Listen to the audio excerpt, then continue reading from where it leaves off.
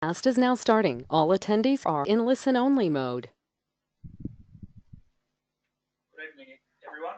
My name is Jake Sewell. I'm your National Manager of the Property Club, and I'd like to thank you. Can't hear you here. No.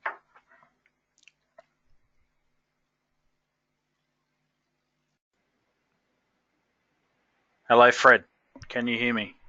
No.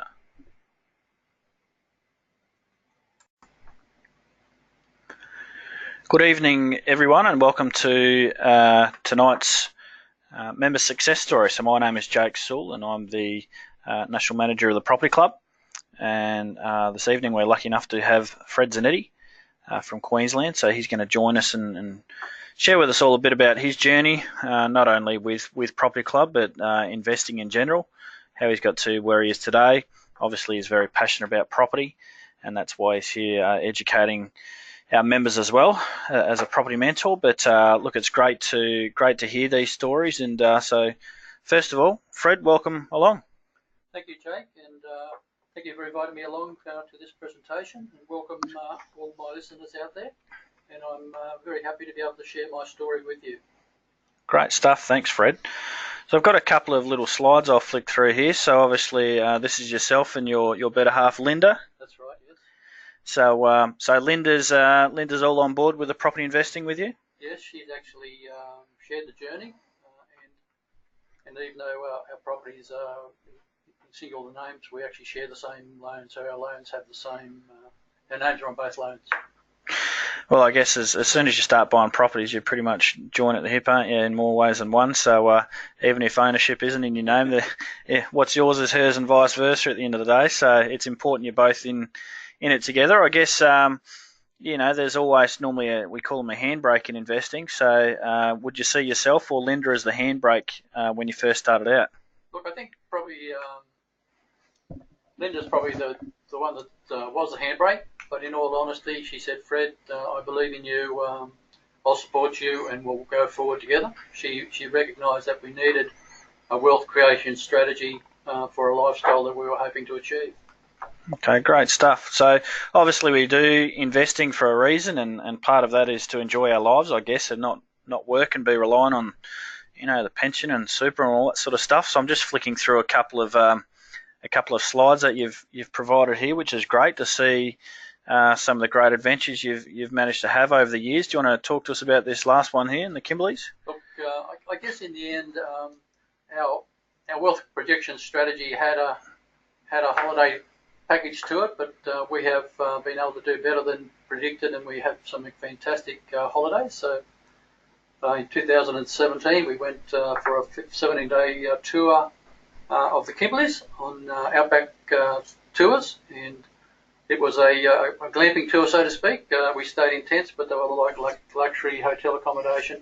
We had a wonderful time. Obviously, we were only going to go to the Kimberleys once, so expense was not our consideration. We went and did the best holiday possible at the time. Okay, great stuff. So how often do you sort of try and plan these things? Is it yearly? Is it biannually? What do you sort of do? Well, our previous one was in 2015, so our target is one every 3 years, one major holiday overseas every 3 years. And our next adventure will actually be at home, so we're going down to Tasmania and having a holiday down there for 13 days, and then our next trip after that will likely be an overseas one again. Sounds good, Fred. All right, so obviously to achieve this, you've acquired a bit of a portfolio over the years. So I'm going to flick to this next slide. So tell us a bit about what your portfolio looks like currently in 2018. So our portfolio at the moment is probably worth, it has 7 investment properties plus our home. And we did use our home as equity to borrow money for our other investment properties. And I guess we got a little bit lucky or unlucky when we both come from previous marriages. So I ended up with a family home, which is the Brackenridge one that you can see there in the middle at the top. And that was also used to generate equity. Our portfolio is worth approximately $4 million. We have about $2.2 million worth of debt, and it generates almost $160,000 a year in rent. So we run it as a business. We treat it as a small business. always trying to maximise our rent and minimising our expenses. So you came across the property club, I believe, in sort of mid 2000s. So you obviously had a couple of properties before joining the property club. So tell us a bit about that experience and maybe some of the mistakes you made along the way. So I guess I'll roll back a little bit further, because in 1991-92, my marriage failed, and I also was made redundant, so I was out without work for about 5 months. So it wasn't until about 1996 that it dawned on me that I would be retiring on the pension, and that wasn't my retirement strategy. So I went looking for people to help me invest, and I paid $300 to join a property club, which then failed and kept my money and didn't give me any properties. And then in 1999, I had someone ring up, and they actually sent a financial planner type person around to show me that I could actually afford an investment property rather than sending a salesperson. And that was the start of my investment journey. So, okay. Well, that's very interesting. But obviously, those other properties enabled you to go forward and with the equity you've got there and put the property club game plan into practice, I guess, which is fantastic. So, going back that time when you first got involved, what was it about? Was it wealth creation? Was your main drive? Was it reducing tax? Was it a combination of the two? Well, I guess I bought 2 units in 1999 outside of the property club. And it wasn't until 2006 that I joined the property club. And in that time, of course, I wasn't able to see a way forward to get more than owning my home plus my 2 investment properties on interest-only loans. But my strategy was fairly simple, not to be reliant on the pension. It was only as I joined the property club then I started looking at a wealth generation strategy to give me lifestyle. So initially it was to make sure I didn't end up on the pension in retirement, and then it became, from the property club, I had the education and support to start looking at a wealthy retirement rather than, just a normal retirement with more than the pension. So it's interesting nowadays in 2018 there is a few difficulties with finance and whatnot, but I'm going to flick across to a slide here that you sent through, which is quite interesting. So we know currently we're in an environment of low inflation, low interest rates.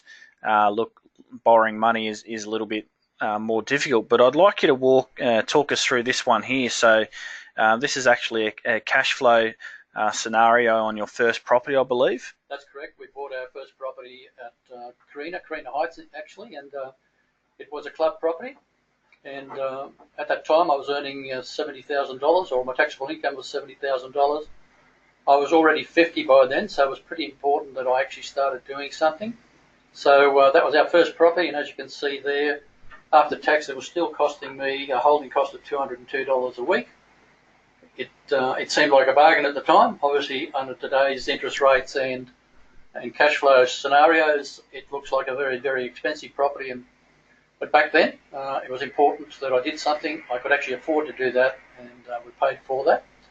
More importantly, of course, even though that was our first club property, with the club support, the brokers, the solicitors, the education, and the mentoring that I was getting from my mentor, not only did I buy that property in 2006, I bought another property in 2007. We bought one in 2008, which was in Linda's name.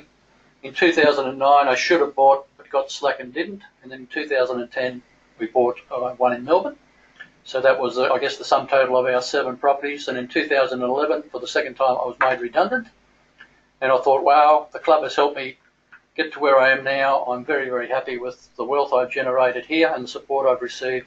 And I became a property mentor in 2010, actually, knowing I was going to be made redundant in 2011. Okay, yeah, so really the two things that stick out to me, that is not only your holding costs, so this is a weekly holding cost of, after tax $200, which on an income of $70,000 is quite a fair amount of money, but obviously you saw the importance of property investing and needing to do something to plan for later years, but even looking at the interest rate there at 7.4%, so we're now talking about interest rates with a 4 and even a 3 in front of it. So you can see the massive difference there comparative to 2018, but you're still went ahead with the purchase and have held on to the property, and it's doing good things for you. So it's amazing how, as time goes on, different challenges present themselves, but it's always a good time to be investing in property. That's what we think here anyway.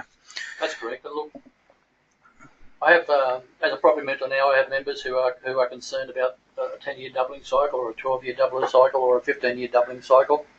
For Linda and I, the question we asked ourselves was, will we have more wealth by doing property investing, by investing through the property club, than by not doing it?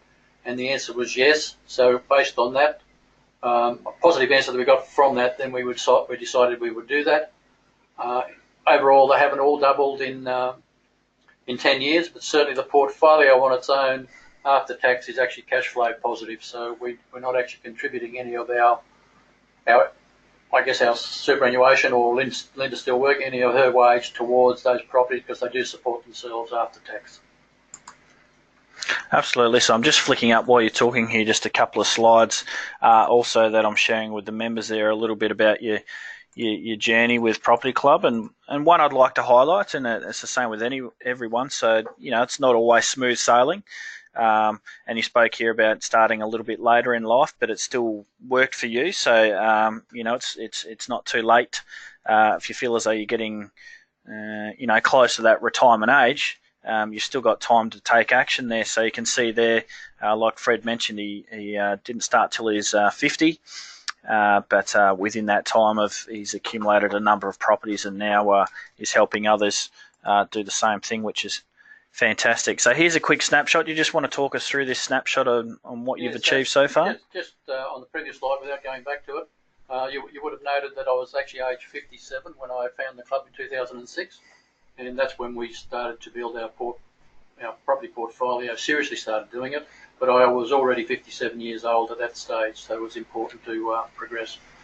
So this is what we've achieved so far, and I did mention it a little bit earlier. So we have $4 million worth of property. It's probably closer to $2.2 million worth of debt, and around about $160,000 worth of rent. And as I said, our cash flow, they are now cash flow positive after tax. When that slide was put together, it was actually pre-tax, but since then interest rates on our loans have actually gone up to the 5% mark. And I haven't refinanced those loans, as I have no proof of income at the moment to do that. So we're happy to let them sit as they were. We also have a reasonable amount of super between us, and Linda still works, and I do some property mentoring, which gets me some income. And at the moment, we haven't actually drawn down on our property portfolio equity, but we have actually set the loans up. So we set the loans up before I was made redundant at Brisbane City Council, and set up the loans up when I was able to show proof of income. So we have those equity loans already in place, and our strategy is, I guess, at the moment, to spend our super first. And we're hoping by doing that, we'll possibly get another 2 property cycles in, so our properties will double and double again. And then we will look at drawing down the equity on those particular properties. So you can really see and listen to Fred about the importance of keeping up to date with current trends and what's happening in not only finance, but with property, and being, I guess, adaptable with your strategy. I guess your overall strategy hasn't changed. It's buy and hold properties and use the equity in those properties to sustain wealth. But, the thing I always like to think of is, if you've got options, so you've got 6, 7, 8 properties, if you have to sell one to pay another one out, or reduce some debt levels and live on some rental income, you mentioned there how you're using a combination of super to start with. So having more properties does give that flexibility and gives you more options once you sort of exit the workforce, I guess, which is what it's all about. Yeah, and that's what we actually looked at, because at that time we were, I guess at that time there was a product out there called a no documentation loan to access our equity. That is not actually available at this point in time, but we had set up our equity loans already. So we had to be a little bit more flexible with our strategy. We could sell our properties. We chose not to do that. We'll actually use up our superannuation first, and then we will have effectively 2 growth cycles on our properties, and potentially if we do need to sell, we may only need to sell one instead of selling multiples. So we've spoken a little bit about your journey and before Property Club and now with Property Club. You're one of the best property mentors here we've got within the Property Club, Property Mentor of the Year in Thanks, Joe. 2016. So well respected by your peers. So I'm going to get you to put on your mentoring cap for a little bit. Mm-hmm. So we've spoken a little bit about banking and finance and the challenges I guess we face there. Currently with APRA restrictions and the Royal Commission that we know is on at the moment, and it's really highlighted I think anyway, is the need for having a good team. So not going about it on your own, but having a good broker and someone who understands the property investment finance space. With all these challenges that you've faced, have you found that your lenders and brokers are more looking at perhaps second-tier lenders as another option rather than just the big four banks? Give us a bit of an overview on how you see finance and the banking industry at the moment. Well, I guess from my perspective, the brokers I tend to favour are the ones that choose the second-tier lenders. And I won't mention any names, but we certainly do very well with the second-tier lenders. I've even had some of my members who were looking to refinance, and the majors weren't able to provide them with any equity or any refinancing back to interest-only loans, for example. So I haven't had 100% success rate, but certainly using the second-tier lenders, we were able to help some of those members, and they were very happy to be able to revert their loans back to interest-only. The alternative, of course, is that it may be wise to go with principal and interest, because the banks have a favourable interest rate on principal and interest loans that are sub threes, and I've even heard of some like 3.69.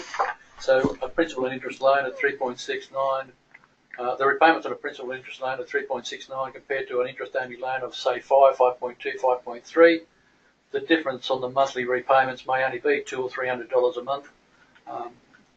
I would snap that up myself if I was in that situation. It's actually getting you some equity because you're paying down your debt, and it's not costing you a whole lot more, and you're in a more favourable and secure lending environment from the bank's perspective.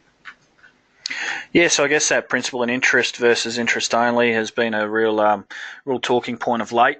Look, the strategy behind the club for a long time has always been just paying the interest component of the loan and not the principal. That's because, check with your accountant on this, but generally it's the interest component that's tax deductible and not the principal. So by just having an interest-only loan, that's then enabled your cash flows in a stronger position. So you've been able to, acquire more properties instead of reducing the loan on the other one. But the discrepancy between principal and interest-only loans now is a lot higher than it used to be. Before, and even when I started investing with Property Club some 10 years ago, there was generally only maybe a 0.2 or 0.25% of a discrepancy. But now, like Fred suggested, we're looking at a principal and interest in the threes, and then maybe an interest only at the high fours. So the banks have sort of found that sweet spot where they've almost forced your hand, if you ask me, to strongly consider principal and interest. And, my viewpoint is, and particularly for those younger investors, it's not a bad thing. It helps with budgeting. You're creating your own equity that way as well, not relying solely on, the property increasing in value, which we know it does. But, so that's not something to rule out. You might have heard that, you only need to pay interest only, don't look at principal and interest. But if the rates are sharp and look, at the end of the day, you're getting assessed paying the principal component anyway, so you can afford it, and so it's not a bad thing to look at. But look, it's an ever moving space, finance, and that's why it's important to stay. Have your finger on the pulse, I guess, and be involved with someone like a Property Club who provides these free educational events and webinars like tonight, and because it does change so quickly, and trying to do it on your own is just it's a minefield these days. So it's important to keep in contact with your mentor like Fred and keep up to date with all the latest things. That's correct, Jake. And look, I would encourage all our members to not only talk to their mentor, but come along to some of our events, whether they be workshops or social barbecues. I've learned so much information just by talking to other.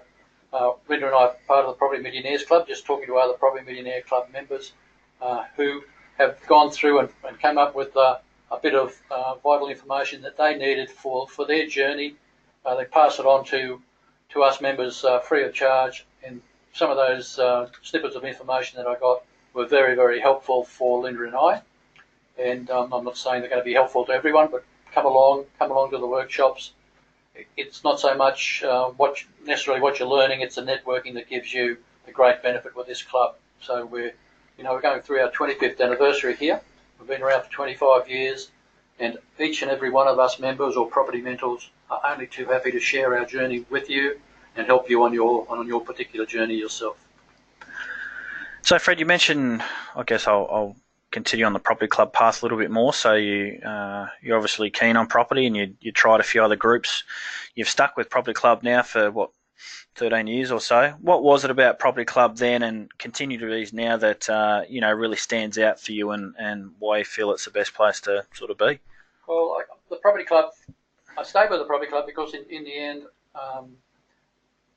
whenever I needed assistance, the research for the property was good. They had a process for working out what is a valuable property to research. They provided me with the ability to source tenants for me, so the multi-listing or the rapid rental option these days, where they multi-list to get you tenants. And I've found I've got complacent with my rental properties in particular. I thought my property managers were really, really good, only to find that when I multi-listed and found another property manager, they were actually better. So the property managers were becoming complacent, and I was becoming complacent, and it was costing me money. And my mind had drifted away from the fact that this is a small business and I should be running it as a business. The other thing about, I guess, the property club is that I've bought 4 properties through the club. Never at any stage has anyone actually said, Fred, when are you going to buy a property? It's always been support until I was comfortable. And I actually went to my property mentor and said, I'm ready to buy now. These are the properties I want to look at. Can you do a holding cost scenario for you? So there was never at any stage anyone wanting me to sign a contract before I walked out the door like you would normally get with a real estate agent. Yeah, great stuff, Fred. So you're obviously Zanetti. You're a good Italian, so you love your fast cars and your coffee. Tell us a bit about your your lifestyle and your passions outside of property and helping your members. What makes you tick? Well, in my younger days, I was a mad car driver. I guess I used to make my cars go faster. He still does, mind you. Strap yourself in if he's giving you a ride, that's for sure.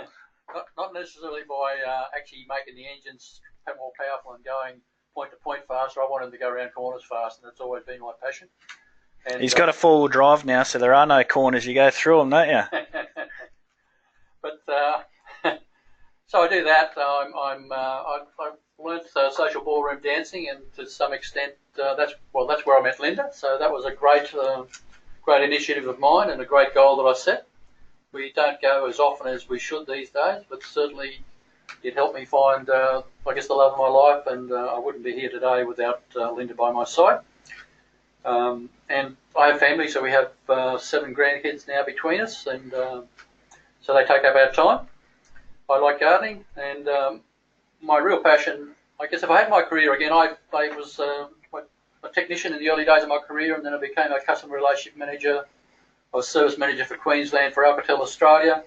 But if I had to have my journey again, since I've become a property mentor, property is really my passion. I would actually roll back my career. Not that I regretted my career, but I would roll back my career to age 19 and come on and go on the property journey, because I'm having so much fun.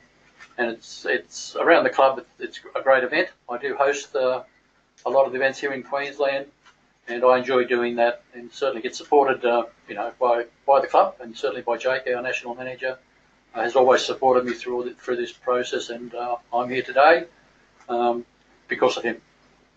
Great stuff, Fred, and I can certainly tell we've at least got Linda in listening tonight, because there are some very nice words there to Linda. So thanks for tuning in, Linda. So you've got, you've obviously helped a lot of members. How about, family and friends? So have you helped get your kids into the property market as well? Our children, so Linda has 2 children from her marriage, and I have two boys from mine, and they they have their own homes, so they have got into property a lot earlier than I did. I didn't buy my first property till I was 32 or 33 years old. I'd rather throw the money at trying to make my car go faster. And then we do have family members. So my eldest son has an investment property. My youngest son also has an investment property. And Linda's daughter, Alana, they have an investment property at Glebe in Sydney. So they live in Sydney. And I've helped my nephew, Anthony. He has an investment property as well. He's currently living in it because he used the first homeowners grant and the stamp duty concessions here in Queensland to make that purchase. And I have my sister-in-law. She has bought a property here in Brisbane as well. And all those people, all those family members are happy with their purchase. Obviously, a little bit more growth here in Queensland would be nice, but it's now turning the corner. Certainly the media up here in Brisbane and Queensland has now been positive about property growth. And I believe there was an article out today that said that one of the four parameters for property here in Brisbane, we exceed all the other states in growth, rental, etc. for our properties here in Brisbane. So now's the time to get in, and hopefully we'll see some substantial growth between now and 2020. Brilliant stuff, Fred. Well, look, I really appreciate you talking and sharing everyone with your story. It's great to hear that you're practicing what you preach, and that's the thing that sort of drew me to Property Club all those years ago. And so your mentor and whatnot. We're not salesmen. We're walking the talk as well, and building our own portfolio and helping our family and friends achieve what we've been so lucky enough to achieve. So look, Fred, really appreciate your time tonight. Thank you, Jake. And look, I just had one more thing. I mean, I've just had an EOI from one of my members, and I've been speaking to him for the last 4 years, and he finally bought a property here in Brisbane. And the bonus side of that, he also introduced his brother-in-law, who also bought a property through me. So I guess what I'm trying to say is I support my members, and I'm sure Jake does the same, and all our property members do the same. We support our members, even though they may not have bought a property through us. We certainly provide them with support and information, help them with their rental, even if they are not club properties, help them find tenants. I guess it's a mentoring role. So in the end, we'll get an EOI and they can start their investment journey with the club. But otherwise, we still support our members, and we encourage you to get in touch with your property mentor. The mentor may not be able to make a phone call to you on a regular basis, but if you have a question, please send them an email or phone them up. They're only too willing to talk to you. Yeah, great advice there, Fred. So, look, and if you haven't spoken to your mentor in a while, I encourage you to reach out to them, like Fred says. And if you need us here at the head office to make that happen, please just send us an email through to inquiries@propertyclub.com.au, and we can arrange you to get in contact with your mentor and just have a chat and talk about where you are with your investment journey, and anything we can do to help. That's what we're here for. So once again, I'd like to thank Mr. Fred Zanette for his time tonight. Thank you, Jake. And everyone listening in out there, thanks very much for joining us this evening. And this is all about self-education and helping you along the way, and that's what we're here for. So look, we'll be doing these on a regular basis, and I'm sure every time you listen in, you'll pick up some extra tips and traps. And look, be sure to try and see us in person as well. So we're always running different workshops around not only Queensland but Australia as well. So it'd be great to have you along, and hope to see you guys at an event soon. Thanks very much, Fred. Thank you very much, Jake, and thank you guys for listening in. And I hope my story has given you the incentive to at least contact your property mentor and look at your journey again. Good on you, Fred. All right, thanks, Fred. Thanks all, and have a good evening.